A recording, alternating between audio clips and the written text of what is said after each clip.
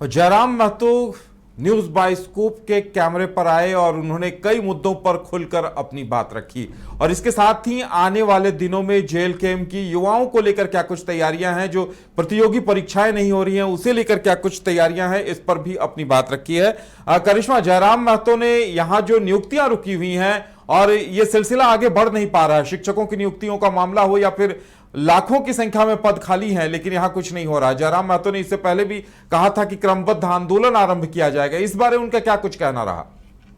आपने सही कहा कि राज्य में हर एक नियुक्ति प्रक्रिया जो है विवादों में चली जाती है और आपने देखा होगा कि कई मर्तबा जो झारखंड के युवा है, जो झारखंड के अभ्यर्थी है, इसको लेकर आंदोलन करते हुए नजर आते हैं। और इस बीच आपने कई मर्तबा देखा होगा कि जब जयराम महतो विधायक नहीं थे तब भी वो कई मुद्दों को लेकर आंदोलन करते थे। झारखंड के जो छात्र है, जो अभ्यर्थी है, उनके हितों की बात करते थे। 1932 खतियान के आधार पर स्थानीय नीति का मुद्दा, कई ऐसे मुद्दे हैं जो खुद जयराम महतो ने उठाया था जब वो विधायक नहीं थे। देखिए, आज जब मैंने डुमरी विधायक जयराम महतो से बातचीत की तो उनका स्पष्ट तौर पर यही कहना था कि वो अभ्यर्थियों के साथ है, वो युवाओं के साथ है, क्योंकि उन्होंने यहाँ पर एक कारण बताया। उनका कहना है कि इसी आंदोलन से वो आज विधायक बने हैं, तो कैसे वो भूल जाएंगे कि जो झारखंड के अभ्यर्थी मांग कर रहे हैं।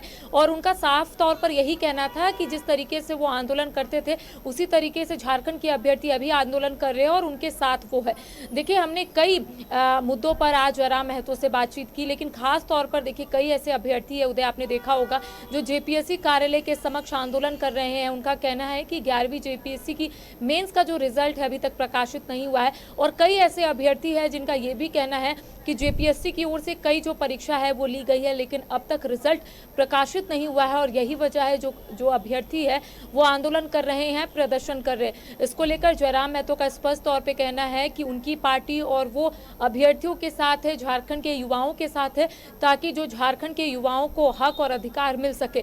देखिए, इससे पहले भी आपने देखा होगा कई जो अभ्यर्थी है, चाहे जेएसएससी कार्यालय की हम बात कर लेंगे या फिर जेपीएससी कार्यालय की बात कर लेंगे, कई जो अभ्यर्थी आंदोलन करते हुए नजर आते हैं। और स्पष्ट तौर पर उनका यही कहना होता है कि एक तो वो लोग परीक्षा देते हैं, रिजल्ट प्रकाशित होता है तो कभी कभी रिजल्ट जो प्रकाशित होता है उसमें कई गड़बड़ियां हो जाती है। इसके साथ ही अभ्यर्थियों का ये भी कहना था कि अगर डेट आता है कि एग्जाम होने वाले हैं उससे पहले सेटिंग हो जाता है, तो कई यहाँ पर चीज़ें जो है वो निकल कर सामने आती है जब परीक्षा की तिथि की घोषणा होती है। देखिए, सीजीएल पेपर लीक मामले को भी लेकर आपने देखा होगा कि किस तरीके से जो अभ्यर्थी है वो आंदोलन कर रहे थे।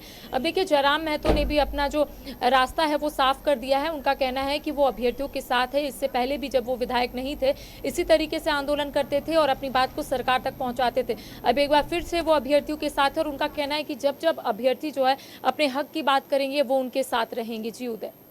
बिल्कुल करिश्मा, क्या आंदोलन को लेकर भी कोई योजना है जेल कैंप की निकट भविष्य में इस मुद्दे पर? देखिए, साफ तौर पर उनका जब कहना है उदय कि वो आंदोलन से ही विधायक बने हैं, तो जब भी युवाओं को कोई दिक्कत होगी वो उनके साथ रहेंगे। साथ ही साथ देखिए, आंदोलन को लेकर फिलहाल रूपरेखा नहीं तैयार की गई है, लेकिन अगर अभ्यर्थी आंदोलन करते हैं अपने मुद्दों को लेकर तो उनका कहना है कि वो और उनकी पार्टी अभ्यर्थियों के साथ है। अभ्यर्थी जो करेंगे उनके साथ जयराम महतो खड़े रहेंगे। देखिए, अभ्यर्थियों ने तो स्पष्ट कर दिया है, चाहे वो जेएसएससी की हम बात करेंगे या फिर जेपीएससी की, उनका कहना है कि अगर रिजल्ट प्रकाशित नहीं होता है तो अभ्यर्थी इसी तरीके से आंदोलन करेंगे। अगर अभ्यर्थियों की ओर से कुछ रूपरेखा तैयार की जाती है आने वाले समय में उदय, तो कह सकते हैं कि जयराम महतो का स्पष्ट तौर पे कहना है कि वो कल भी युवाओं के साथ है और आज भी युवाओं के साथ है और आने वाले समय में भी युवाओं के साथ ही रहेंगे। उनकी जो हक है उनको दिलाकर रहेंगे, क्योंकि झारखंड राज्य में आपने देखा होगा और ये कह सकते हैं विडंबना ही है उदय की जब भी कोई यहाँ पर नियुक्ति प्रक्रिया होती है या तो वो कोर्ट के दहलीज तक पहुंच जाता है या फिर हम कह सकते हैं कि नियुक्ति प्रक्रिया ही रद्द हो जाती है। और कई मर्तबा ऐसा होता है कि पेपर लीक का भी मामला जो है वो सामने आता है, सेटिंग का मामला सामने आता है, जिस तरीके से सीजीएल का आया है। तो कह सकते हैं कुल मिलाकर कि यहाँ पर जयराम महतो ने भी अपना जो कह सकते हैं कि क्लियर कर दिया है कि उन्हें आगे क्या करना है। जिस तरीके से उनका कहना है कि अगर युवा अपनी बात को रखेंगे और आंदोलन करेंगे तो उनके साथ है। देखिए, यहाँ पर उन्होंने एक एग्जाम्पल भी दिया है, उदाहरण भी दिया है। उनका कहना है कि समझने की जरूरत है कि भारत 2 पार्ट में बढ़ चुका है। एक पार्ट में ऐसा है कि लोग हवाई जहाज से जा रहे हैं, दूसरे पार्ट में ऐसा है कि 5 केजी राशन के लिए भी लोग झक रहे हैं। तो देखिए, यहाँ पर उन्होंने एग्जाम्पल देते देते ये कहा है कि देखिए साफ तौर पर उनका इससे पहले भी कहना था उदय कि जब तक यहाँ पर नीति नहीं बनेगी इसी तरीके से बात जो है वो सामने आएगा। और साथ ही साथ उनका कहना था कि पूंजी, क्योंकि मैंने आपको पहले जो उदाहरण बताया इसको लेकर उनका कहना था कि एक तो झारखंड राज्य में ऐसा हो जाता है क्योंकि प्रावधान कुछ ऐसा है उदय कि जेपीएससी की ओर से हर साल परीक्षा लेनी है, लेकिन यहाँ पर काफ़ी समय बीत जाते हैं तब परीक्षा ली जाती है। तो इसको भी लेकर कहीं ना कहीं कह सकते हैं कि आने वाले समय में जयराम हो या फिर जयराम महतो की पार्टी हो, इसको लेकर रूपरेखा तैयार करेंगे जैसे ही अभ्यर्थी उनसे बातचीत करेंगे। चलिए करिश्मा, हमारे साथ जुड़ने के लिए और तमाम जानकारी देने के लिए आपका बहुत बहुत धन्यवाद। तो जयराम महतो ने खुलकर कहा है कि अभ्यर्थियों को लेकर आंदोलन की रणनीति तैयार की जाएगी।